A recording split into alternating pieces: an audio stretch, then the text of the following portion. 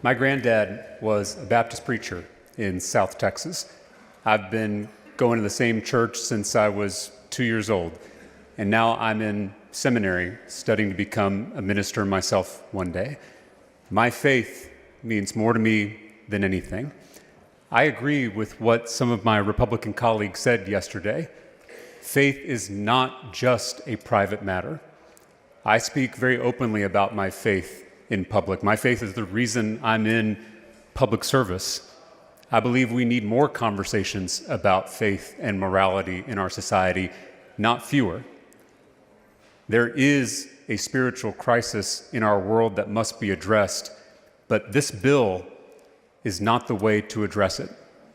The separation of church and state doesn't just protect the state, it also protects the church. But every session we pass bills that erode this sacred boundary, replacing school counselors with untrained chaplains, using tax dollars to fund private Christian schools, teaching Christian Bible stories to our youngest, most impressionable students.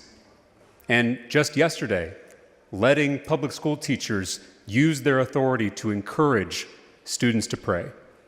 And now this bill, a bill to mandate the 10 Commandments in every classroom across the state. I think all these bills come from a place of fear. We're worried that people aren't coming to church like they used to. I share that fear. On Sunday mornings, I look across my church and I see a lot of gray hair. And I worry about the future of our church. But I firmly and passionately believe this is not the way to get people back to church. This is a power play.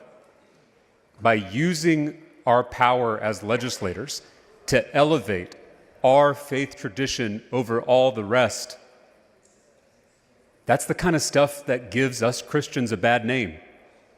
Instead of living out the way of Jesus, we're imposing our beliefs on other people by force. Instead of leading by example, we're leading by mandate. If the goal of this bill is to create a whole new generation of Christians, I think this bill will do the opposite.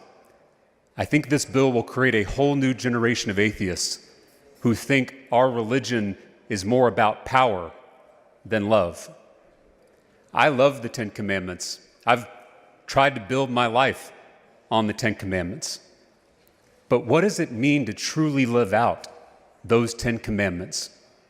The Apostle Paul wrote in Romans 13, "The commandments, you shall not commit adultery, you shall not murder, you shall not steal, you shall not covet, and whatever other command there may be, are summed up in this one command: love your neighbor as yourself.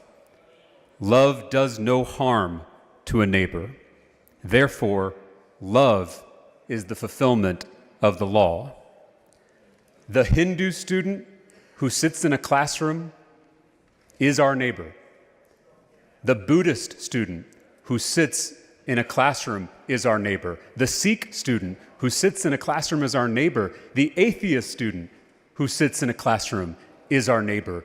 And we are called to love them as ourselves. But if this bill passes, we're going to put a poster on the wall of that classroom that says, "Thou shalt not worship any god before me." We're putting up a poster that says their religion is inferior. We're putting up a poster that says their faith is not welcome here. It's hard to be different as a kid. I bet each of you remembers a time that you felt left out, a time when you didn't fit in. We've all experienced that. It's the loneliest feeling in the world. It's why so many of Jesus' teachings are about outsiders and outcasts, neighbors who don't fit in. Forcing our religion onto Hindu, Buddhist, Sikh, and atheist students is not love. Forcing teachers to put up a poster in their classrooms against their wills is not love. Love does no harm to a neighbor. Love is the fulfillment of the law. I'm voting no on this bill, not despite my faith, but because of it. I'm voting no on this bill out of love for the Ten Commandments, out of love for the Constitution, and out of love for our neighbors.